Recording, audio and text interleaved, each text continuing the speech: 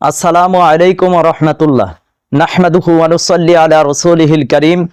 আম্মা বা'দু ফাআউযু বিল্লাহি মিনাশ শাইতানির রাজীম। বিসমিল্লাহির রহমানির রহিম। ওয়ালা তাহিনু ওয়ালা তাহজানু ওয়া আনতুমুল আ'লাউনা ইন কুনতুম মুমিনিন।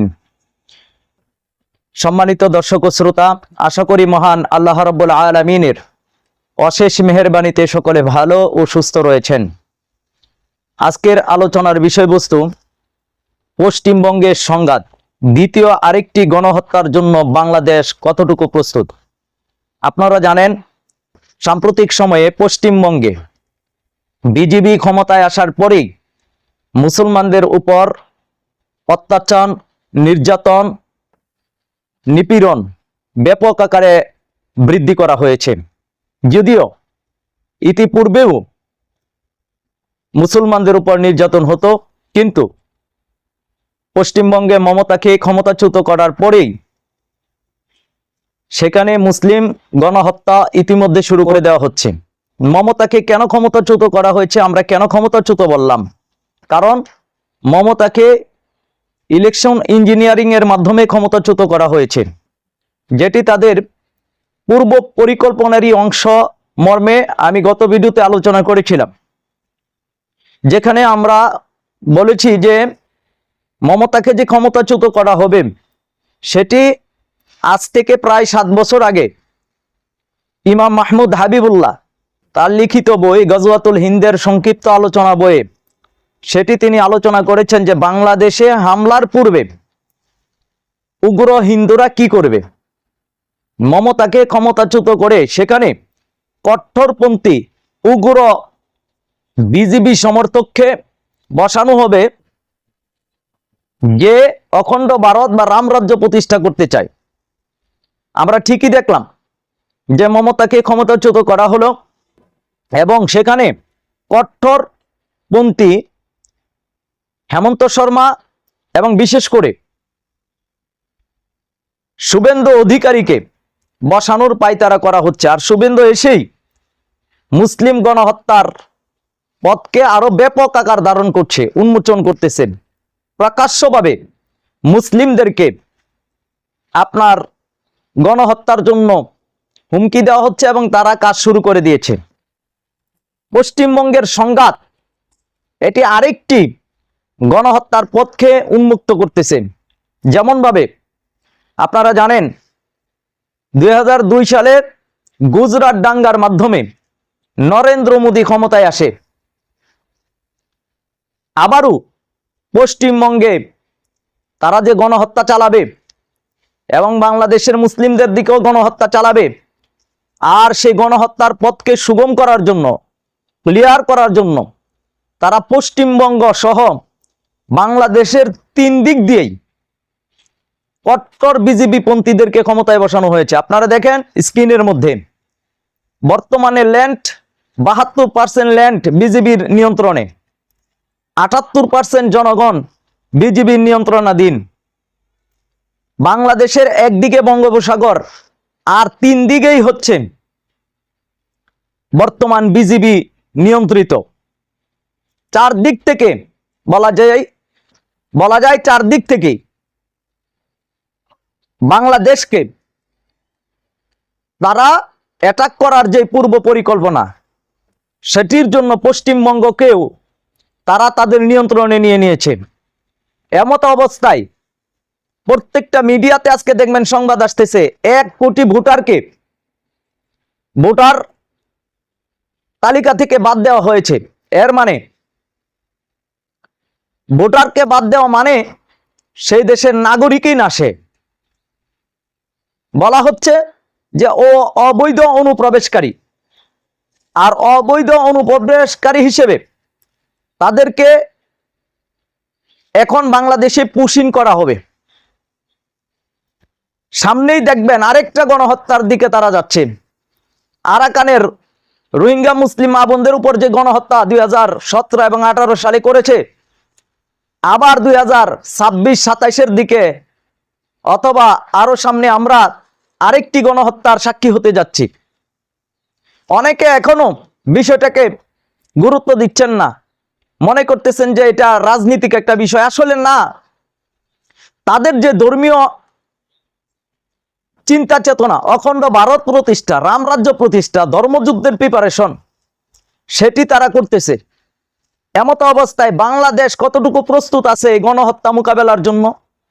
অথবা এই পুশিং যখন করা হবে, বাংলাদেশে যখন তাদেরকে পুশিং করা হবে, তখন এই বাংলাদেশ সরকার এই গণহত্যার মোকাবেলার জন্য, এই পরিস্থিতি মোকাবেলার জন্য কতটুকু প্রস্তুত?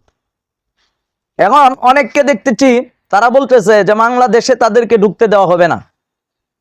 আমরা তো বলবো ওই যে কাটাতারেরা সাইক্স পিকু যেটি দিয়েছে, এটি তো ইসলাম সমর্থনই করে না। গোটা পৃথিবীর মুসলমানদের তো কোনো বেড়াই থাকবে না, বর্ডারই থাকবে না। গোটা পৃথিবীর মুসলমানের সমস্যা, একজনের সমস্যা গোটা পৃথিবীর মুসলমানদের সমস্যা। এজন্য তাদেরকে তাদের জায়গাতেই রাখা হবে, এটাই তাদের মাতৃভূমি, ইন্ডিয়াতে থাকা হবে। তারা পশ্চিমবঙ্গেই থাকবে, যা যেখানে আছে সেখানেই থাকবে। অবৈধভাবে তাদেরকে উচ্ছেদ করার কোনো বৈধ এখতিয়ার কারোই নেই। তথাপিও মুসলমানদের উপরে নির্যাতন করা হচ্ছে, যদিও সুশীল সমাজ সেটি নিয়ে কোনো কথা বলে না। আজকে যদি একটা সনাতনী বা হিন্দুর উপর আক্রমণ করা হতো, তাহলে দেখতেন বাংলাদেশের এলিট শ্রেণীটা, সুশীল নামে যারা পরিচিত এবং মিডিয়া আদা জল খেয়ে লাগতো। কিন্তু ভারতে যে নির্বিচারে গণহত্যার পথকে সুগম করা হচ্ছে, গণহত্যা শুরু করে দেওয়া হচ্ছে, এই ব্যাপারে যেন কারো কোনো মাথা ব্যথা নাই। মিডিয়াতে তেমন কোনো সংবাদ আসে না, যা আসে যৎ সামান্য। সুশীলরা তো মুখে কুলু পেটে বসে আছে, তারা কোনো কথাই বলতেছে না, কারণ তারা তো ইসলাম বিদ্বেষী। মূলত তারা ইসলামকে পছন্দ করে না, মুসলিমদেরকে তারা সহ্য করতে পারে না, যার কারণে একের পর এক মুসলিমদের ব্যাপারে বিষোদ্গার করা হচ্ছে, কুৎসা রটনা হচ্ছে, অপবাদ অপপ্রচার করা হচ্ছে।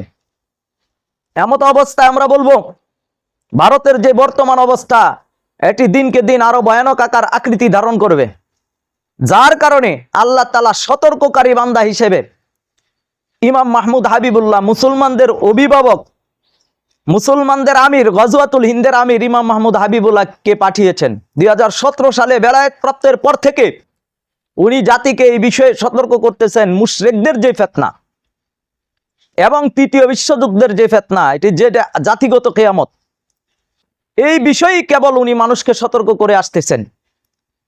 আজকে বাস্তব চিত্র আমরা দেখতেছি, পরিস্থিতি খুবই ভয়ানকের দিকে যাচ্ছে। ভারতীয় উপমহাদেশে মুসলমানদের উপর গাজার গণহত্যার মতন গণহত্যা চালানো হবে, শুভেন্দু অধিকারীর নিজস্ব বক্তব্য। আর বাংলাদেশে যে সামরিক প্রতিরক্ষা যে চুক্তি, সেটিকে কিভাবে নষ্ট করা যায়, সেটির জন্য ভারত বিভিন্ন ফন্দি আটতেছে, নীল নকশা বাস্তবায়ন করতে চাচ্ছে। এমত অবস্থায় বাংলাদেশের প্রশাসন, বাংলাদেশের সরকার, তাদেরকে অবশ্যই অনবিলম্বে প্রতিরক্ষা খাতকে আরো শক্তিশালী করতে হবে। এদেশের প্রশাসনকে আরো শক্তিশালী করা দরকার। বাংলাদেশের বর্ডার গার্ডে যারা রয়েছে, তাদেরকে আরো অত্যাধুনিক অস্ত্রের সরবরাহ করা দরকার। এদেশের সীমান্ত সার্বভৌমত্ব স্বাধীনতা রক্ষার জন্য তাদেরকে এখতিয়ার দেওয়ার দরকার। সুতরাং এই বিষয়গুলো যদি না করে, তাহলে দেশের সার্বভৌমত্ব আর স্বাধীনতাই হুমকির সম্মুখীন হবে, তখন আর কোনো কিছুই করার থাকবে না। আপামর মুসলিম জনগণকে আমরা বলবো, তাদের দ্বারা হবে না, তারা করবে না, বা তাদের দ্বারা হবে না বিদায় মুসলমানদের আমির, গজওয়াতুল হিন্দের আমির, আল্লাহ প্রদত্ত আমির ইমাম মাহমুদ হাবিবুল্লাহকে আল্লাহ তাআলা পাঠিয়েছেন। তার দিশা দর্শনের মাধ্যমে, তার দিক নির্দেশনার মাধ্যমে, তার নিখুঁত নেতৃত্বের মাধ্যমে মুসলমানদের বিজয় আসবে ইনশাআল্লাহ তাআলা।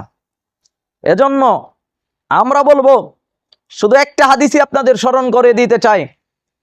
কাব রাদিয়াল্লাহু তাআলা আনহু থেকে বর্ণিত, আল্লাহ রাসূল বলছেন, ইউশিকু আইয়াখযুল মুসলিমিনা আলাল মুশরিকিন, অদূর ভবিষ্যতে মুশরিকদের বিরুদ্ধে মুসলমানরা যুদ্ধ করবে। ওয়াইফতাহুল হিন্দ, এবং হিন্দ বিজয় হবে। ইয়ামুরু ফি গজওয়াতিহা রাজুলুন দাঈফুন আলাল জিসমি, আর সেই যুদ্ধে যিনি নেতৃত্ব দিবেন তিনি শারীরিকভাবে দুর্বল একজন ব্যক্তি যার নাম ইসমুহু মাহমুদ, ইসমু আবিহি আব্দুল কাদির, ইসমু উম্মিহি সাহরা। তার নাম মাহমুদ, তার বাবার নাম আব্দুল কাদির, তার মার নাম সাহারা। আর তিনি হিন্দের পূর্ব দেশ দুর্গম নামক অঞ্চল থেকে তার আত্মপ্রকাশ ঘটবে। হিন্দের পূর্ব দেশ হলো বাংলাদেশ, দুর্গম নামক অঞ্চল হলো রাজশাহী বিভাগের নাটোর জেলা। এখান থেকে তার জন্ম ইতিমধ্যে হয়েছে, আপনারা জানেন। মুসলমানদের আমির, তার নেতৃত্বে মুসলমানদের বিজয় হবে ইনশাআল্লাহ তাআলা। তাহলে আমরা বলবো পশ্চিমবঙ্গের যে সংঘাত দ্বিতীয় আরেকটি গণহত্যার দিকে যাবেই, সেটা আজকে হোক বা কালকে হোক, এটা গণহত্যা হবেই। আল্লাহ রসুল বলছে পায়ের টাকনু পর্যন্ত রক্ত হবে। মুসলমানদেরকে এখনই পরিস্থিতি পর্যবেক্ষণ করা লাগবে। পরিস্থিতি মোকাবেলার জন্য এখনই আমাদের সিদ্ধান্ত নিতে হবে। এই দেশ আক্রান্ত হলে এদেশের প্রত্যেকটা জনগণকে কি করতে হবে? গজওয়াতুল হিন্দের জন্য, দিন কায়েমের জন্য লড়াই করতে হবে। সুতরাং আমরা দ্ব্যর্থহীন কণ্ঠে ঘোষণা করতে চাই, সামনের যে সংঘাত আপনারা দেখবেন এটা আরো মারাত্মক আকার ধারণ করবে, আরো ভয়াবহ আকার ধারণ করবে। এটাই আমরা বলে আসতেছি।